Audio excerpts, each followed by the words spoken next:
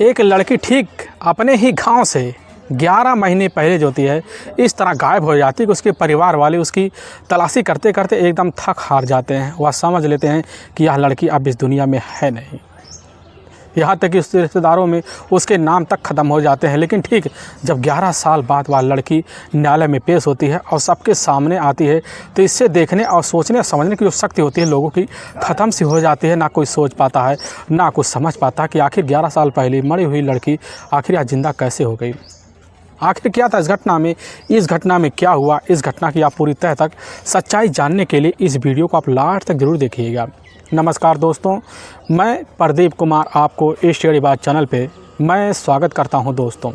दोस्तों आज की यह जो सच्ची घटना है, यह घटना सुनाने से पहले मैं आपसे एक छोटा सा रिक्वेस्ट करना चाहता हूं, क्योंकि आप अगर इस चैनल पर नए आए हुए हैं और पहली बार आए हुए हैं तो एक बार जाकर आप अपने इन्हीं प्यारे हाथों से आप इस चैनल को सब्सक्राइब ज़रूर कर लीजिएगा, ताकि आपकी वजह से आज यह वीडियो काफ़ी लोगों तक पहुँचाया जा सके, क्योंकि यह वीडियो काफ़ी इम्पोर्टेंट होने वाला है और इसके लिए हम आपके तहे दिल से शुक्रगुजार भी रहेंगे। दोस्तों आज की यह जो सच्ची घटना है, यह घटना ठीक केरला प्रदेश और उसी का ही पलक्कड़ एक ज़िला पड़ता है और ठीक उसी का अयालूर एक गांव पड़ता है। उसी गांव का रहने वाला बासीर होता है, जो पेशे से एक मिनी ट्रक चलाने का काम किया करता था। उसका रोज़ का यही आदत होता था कि वो जो बताए हुए मालिक होते थे उनके ही पते पर उस माल को पहुंचाने का उसका हर संभव कोशिश भी होता था और ले जाकर अपने ठिकाने पर छोड़ दिया करता था। बासीर का यही जीवन जो था उसके ज़िंदगी का जरिया बन जाता है। तभी मैं बात कर रहा हूँ ठीक 8 जून साल 2021 का ही। तो सुबह का टाइम होता है, तो उसी वक्त इधर बासीर जो होता है ठीक बिधना शेरी के लिए अपनी मिनी ट्रक लेकर निकल पड़ता है, जो उसके ही गांव यानी कि अयालूर से लगभग 7 किलोमीटर दूर पड़ता है।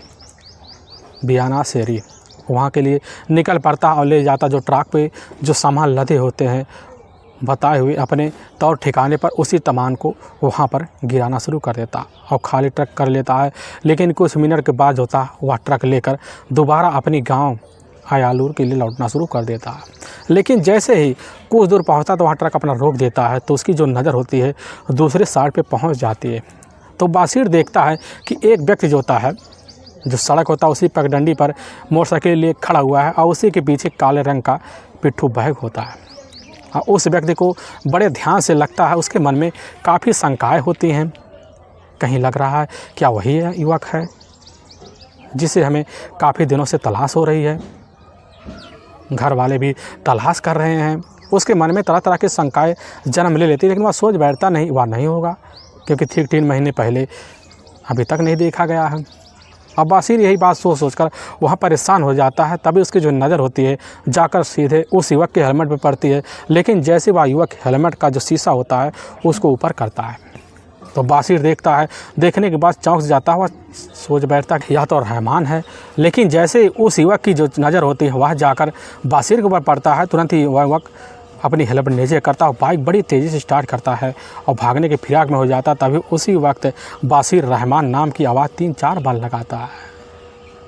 लेकिन रहमान जो बाइक पे बैठा हुआ होता है वह नहीं समझ पाता कि आखिर किसको आवाज़ लगाया जा रहा है। उसी समय बाइक लेकर स्टार्ट करके वहाँ से निकल जाता है। लेकिन बासीर मिनी ट्रक लेता है, बड़ी तेज़ी से अपना भी स्टार्ट कर लेता है। स्टार्ट करने के बाद उसी पगडंडी पर पकड़ता है और बड़ी तेज़ी से अपनी बाइक को भगाता है। ऐसे चलाते चलाते बड़ी दूर निकल जाता है। लेकिन तभी उसके सामने से वह जो बाइक होता है वह बाइकर ओझल सा हो जाता है, ना कुछ सोच पाता है, अब ना कुछ समझ पाता कि आखिर बाइकर चला कहाँ गया। तभी ऐसी सकरी गलियाँ होती हैं जिस सकरी गलिया में मिनी ट्रक ले जाना काफ़ी असंभव से होता है। लेकिन वहाँ पर बासीर उस ट्रक को घुसाने की भरपूर कोशिश करता है और घुसा भी लेता है, कई गलियों में मोड़ता है, लेकिन उस बाइकर को दोबारा वह नहीं देख पाता और बासीर काफ़ी थका हारा तुरंत ही अपनी गांव की तरफ मुड़ पड़ता है और जाकर एक कमरा होता है वहीं पर दोबारा उसी दरवाजे के पास खड़ा हो जाता है और वहीं मिनी ट्रक पर से उतरकर दरवाजे के करीब आता है और सोचने लग जाता कि आखिर वह रहमान चला कहाँ गया। या बात सोच कर बासीर वहीं परेशान हो जाता है और जब परेशान हो जाता है उसके आगे कोई और चारा नहीं बचता कि अब वह घर लौटने के अलावा। तभी बासीर जो होता है अयालूर अपने घर लौट आता है और जैसे ये कान देखता वहीं पर खड़े हो जाता है, वहीं पर सोच बैठता कि आखिर वह रहमान भी होगा। रहमान कोई ऐसा वक्त व्यक्ति नहीं था। रहमान ठीक बशीर का ही एक अपना छोटा भाई होता है, जो ठीक मार्च के महीने में ठीक घटना से 3 महीने पहले जो होता है घर से एक फरार हो गया था। लेकिन इधर बशीर के अपने जो अब्बू होते हैं मोहम्मद करीम और साथ में माँ होती है अधिका, दोनों अपने बेटे रहमान की तलाशी के लिए जी तोड़ मेहनत किए हुए थे। लेकिन उस बेटे का अता पता नहीं चलता।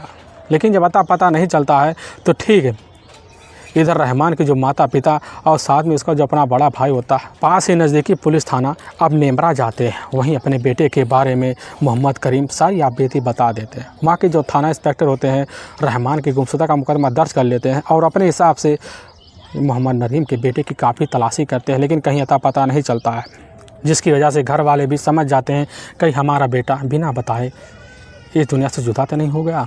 यह सब बात सोच कर इधर रहमान के अब्बू उधर मम्मी काफ़ी ज़्यादा परेशान हो जाते हैं। लेकिन कहीं पर अता पता नहीं चलता। लेकिन जैसे ठीक घटना से मात्र 3 महीने बाद रहमान के बारे में आश्चर्यचकित वाली बातें पता चलता है तो इधर ना रहमान के जो अब्बू होते हैं ना मोहम्मद करीम को विश्वास होता है, ना उसकी अम्मी आतिका को विश्वास होता है कि हमारी बेटा ठीक अपने ही गांव से 7 किलोमीटर दूर बाज़ार में दिख सकता है।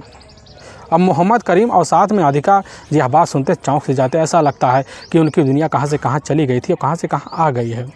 मोहम्मद करीम अपने बेटे अब इधर बशीर को बुलाते हैं, उससे पूछताछ करते हैं काफ़ी बारीकी से। बशीर अपने माता पिता को समझाता बुझाता फिर उनको अपनी बातों में लेता है। दोबारा अपनी माता पिता और साथ में खुद अपना नेमरा पुलिस थाने में जाता है। वहाँ के जो इंस्पेक्टर होते हैं उन्हीं के सामने रहमान की पूरी आपबीती एक बार बता देता है। दोबारा गुमशुदा का जो मुकदमा का जो फाइल होता है दबा हुआ पड़ा होता है, पुलिस की टीम उस फाइल को दोबारा उजागर करती है और दोबारा मुकदमा दर्ज करती है। और उसी वक्त बिना टाइम गंवाए वहाँ के इंस्पेक्टर इधर बशीर को और साथ में बशीर के जो अब्बू होते हैं मोहम्मद करीम और साथ में उसकी माँ आदिका को विश्वास दिलाते हुए इधर रहमान की तलाशी दोबारा स्टार्ट कर देते हैं। पुलिस की एक टीम होती है, वह टीम में काफ़ी लोग जुड़े हुए होते हैं।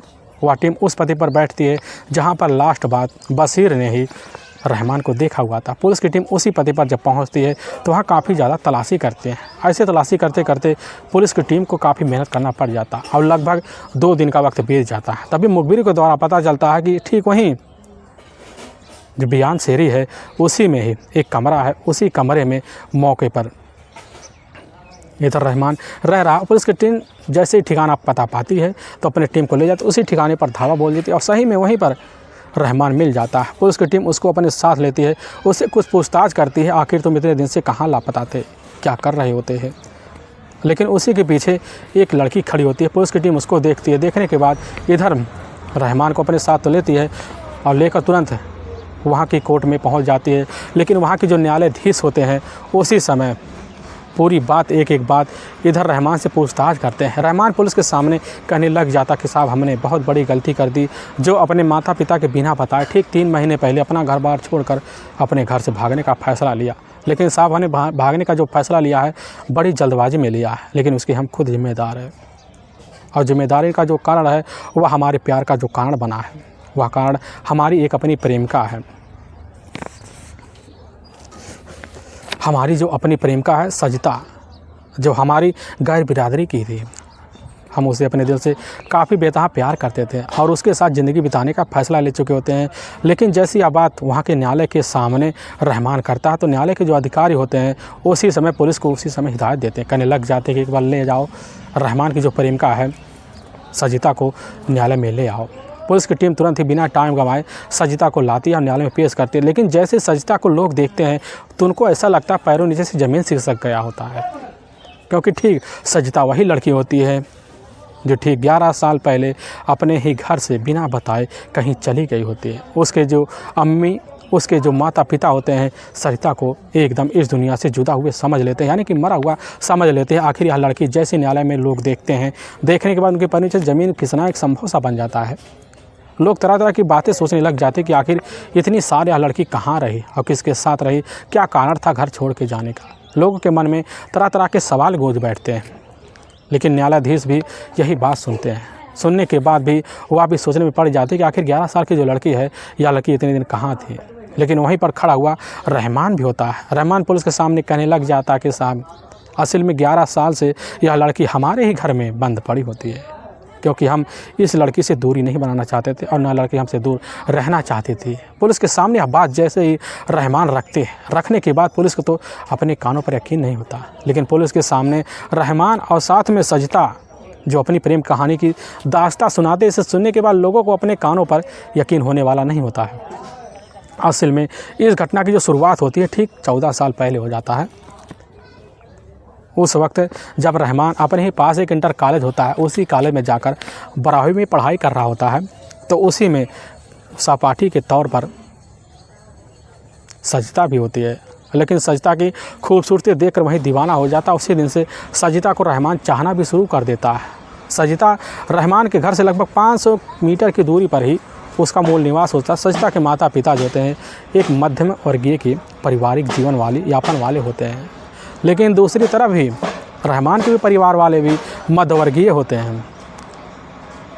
उनकी स्थिति इस तरह नहीं होता है कि अपने बेटे की तलाशी के लिए काफ़ी टीमों का गठन करवाकर पुलिस के सामने पेश करवा सकें, लेकिन इधर अपने प्यार को परवान को चढ़ाते हुए रहमान और साथ में सजिता जो होता है उसी कॉलेज में अपनी ज़िंदगी जीने के लिए फ़ैसला भी ले लेते हैं। वक्त गुजरने लग जाता है, लेकिन जैसे सजिता और साथ में रहमान दोनों इंटर की परीक्षा पास कर लेते हैं, तो रहमान सोच लेता है क्यों ना चला जाए अपने परिवार का गुजर बसर करने के लिए किसी बिजनेस का मुकाम हासिल किया जाए। तभी वह सोच बैठता है और उसी सोचे हुए वक्त पर जो होता है इलेक्ट्रिशियन का काम सीख बैठता है और सीखने की वजह से बिजली विभाग में काम करना शुरू कर देता है, छोटे मोटे काम करना रहता है। और उधर सजिता भी अपने हिसाब से पारिवारिक ज़िंदगी गुजारने के लिए अपने ही गांव के जितने भी पड़ोसी लड़के होते हैं सभी लड़कियों को इकट्ठा करती और एक ट्यूशन कोचिंग सेंटर खोल लेती है, जिसकी वजह से ठीक ठाक पैसे सजिता के पास आने लग जाते हैं। इसलिए दोनों साथ रहने के लिए भी कस्में खा चुके होते हैं। दोनों एक दूसरे के बगैर ज़िंदगी गुजारने के लिए अपना परवान भी चढ़ाना शुरू कर देते हैं। वक्त गुजरने लग जाता है और तभी इसी बीच सजिता के घर में एक दिन बिजली का इमरजेंसी काम पड़ जाता है। तो सजिता के जो पिता होते हैं उसी समय जाते रहमान को बुला के लाते हैं और रहमान आता है। आकर उसी समय बिजली का जो काम होता है उसको पूरी तरह से ठीक कर देता है। लेकिन दोनों वहीं कुछ मीठी मीठी बातें करते हैं। मीठी मीठी बातों में सजिता उलझ सी जाती है, लेकिन जैसे बिजली का काम ठीक हो जाता है तो रहमान वहाँ से जाने लग जाता है। जाते वक्त जो होता है रहमान बड़े चालाकी वाले कदम उठाता है और सजिता के जो पिता होते हैं समझात वहीं पर होते हैं। और उसी समय जाकर रहमान उनको अपना मोबाइल नंबर देता, कहने लग जाता है जब भी कभी आपके घर का कोई भी बिजली का काम इमरजेंसी पड़ जाए उसी वक्त इस नंबर पर हमें संपर्क कर लीजिएगा, हम आके आपके बिजली का जो काम होगा वह उसको सही कर देंगे। सजिता के पिता इधर अनजान यह बात सुनने के बाद मोबाइल नंबर को नोट कर लेते हैं। लेकिन जैसे ही कुछ दिन का वक्त बीतता है तो इधर सजिता जो होती है अपने पिता के मोबाइल को लेती है, उसी में नंबर ढूंढती है और उसी नंबर में रहमान का नंबर निकल के आ जाता है और उसी नंबर पर ट्राई करती है, फ़ोन लग जाता है। लेकिन जैसे ही फ़ोन लगता है दूसरी तरफ रहमान फ़ोन को रिसीव करता है, आवाज़ सुनता बड़ी मीठी लफ्ज़ों में तो उलझ से जाता है। अब सजिता अपना नाम पता बताते हुए उसी दिन से बात करना शुरू कर देते हैं और उसी दिन से दोनों के बीच हर दिन बात होने लग जाते हैं। और जब बात होने लग जाते हैं दोनों के बीच दूरियाँ कम होना शुरू हो जाती है। दोनों साथ घूमना फिरना चालू कर देते हैं और चालू का जो सिलसिला होता है बेधड़क चलने लग जाता है। लेकिन उनका मकसद यही होता है कि हमारे प्यार का जो परवान चढ़ रहा है इस परवान की जानकारी हमारे पड़ोसियों तक को ना लगे और साथ में गांव तक को ना लगे, नहीं तो हमारी काफ़ी ज़्यादा बदनामी होगी। क्योंकि सजिता जो होती है एक हिंदू धर्म की होती है और इधर रहमान जो होता है मुस्लिम धर्म का होता है, पारिवारिक जातवाद बढ़ जाएगी। दोनों अपने इस रिश्ते को दबाने के लिए भरपूर कोशिश करते हैं और उनका सफल भी हो जाता है। सोचने लग जाते हैं इस रिश्ते को हम कब तक दबाएंगे और कब तक अपनी ज़िंदगी जिएंगे। तभी एक दिन सजिता होती है जैसे ही जाकर अपने ही पास एक बाग होता है उसी बाग में रहमान से मुलाकात कर रही होती है, तो अपने दिल की जो बात होती है सजिता खुद रहमान के सामने रख देती, कहने लग जाती हैं कि रहमान हम तुम्हारे बगैर एक पल भी नहीं जी सकते, हमारी दुनिया तुम्हारे बगैर नहीं चलने वाली है और इसलिए हम सोच रहे हैं हम दोनों मिलकर शादी कर ले और जब शादी कर लेंगे तो हमें रोकने वाला कोई नहीं होगा। यह बात रहमान सुनने के बाद चौंक से आता कहने लग जाता है कि सजिता शादी के अलावा जो होता है हमारे पास क्या दूसरा रास्ता नहीं है, क्यों ना हम भाग कर कहीं बाहर चले, परदेश कमाए धुमाए, फिर वहाँ पर आराम से शादी कर ले। यह बात सुनती है दूसरी तरफ सजिता बड़ी खुश रहकर कहने लग जाती बस हम भी यही बात सोच रहे थे। और दोनों अपने हिसाब से फैसला लेते हैं। फैसला लेने के बाद एक प्लान बनाते हैं। उसी प्लान के तहत जो होता है ठीक 11 साल पहले 2 फरवरी साल 2011 का ही अब जैसे रात का 9 बजे के आसपास टाइम होता, सो सजिता जो होती है देखती है उसके जो माता पिता होते गहरी नींद में सो रहे होते हैं अपने कमरे में जाती है, अपने जितने भी कपड़े होते पूरी तरह से अपने ही बैग में पैक कर लेती है और सोती हुई अवस्था में देखती है माता पिता को, अपने बैग को अपने पिट्ठू पे लादती है और सजदा वहाँ से निकल कर पगडंडी पकड़ती है और उसी वक्त जो होता है बताए हुए ठिकाने पर रहमान की पहुंच जाती है। दूसरी पर रहमान भी होता है अपने माता पिता के सोती अवस्था को देख कर बैग पैक करता है और पिट्ठू पे लाता है। रहमान भी निकल जाता है, दोनों किनारे जाते हैं, वहीं पर एक पेड़ होता है, उसी पेड़ के नीचे बैठकर कुछ जैसे ही बातें करना शुरू कर देते हैं तो इधर सजदा देखती रहमान का जो चेहरा होता है लटका हुआ होता है। बड़ी सोच में पड़ जाती, पूछने लग जाती है कि आखिर इतनी खुशी की बात है, तुम्हारा चेहरा क्यों लटका पड़ा है।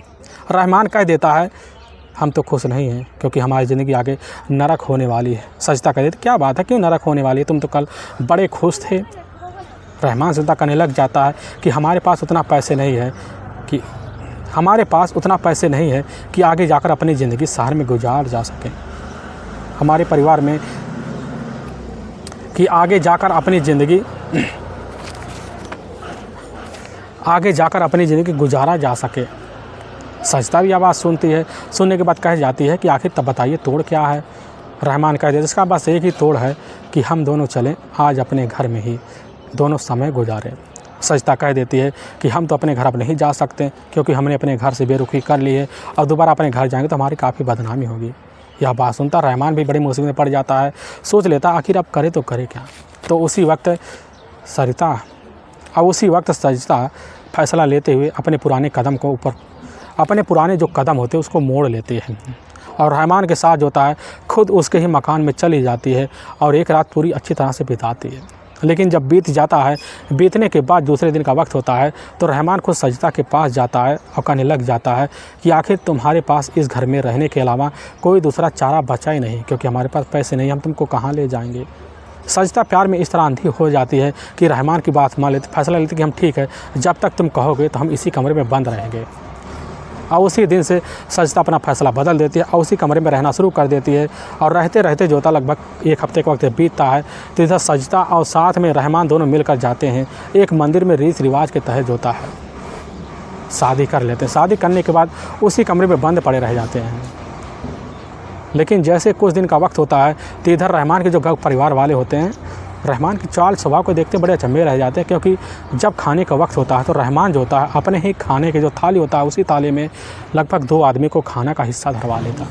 परिवार वाले सोचते हो सकता है किसी बीमारी की वजह से रहमान जूझ रहा हो, तो परिवार वाले कुछ नहीं बोलते और वही थाली लेकर बिना खाए अपनी प्रेमिका सजदा के कमरे में घुस जाता। दोनों मिलकर आराम से खाना पीना खाते, फिर थाली धोकर वापस आता और ले जाकर बर्तन वाले हिस्से में इधर रहमान थाली को रख देता।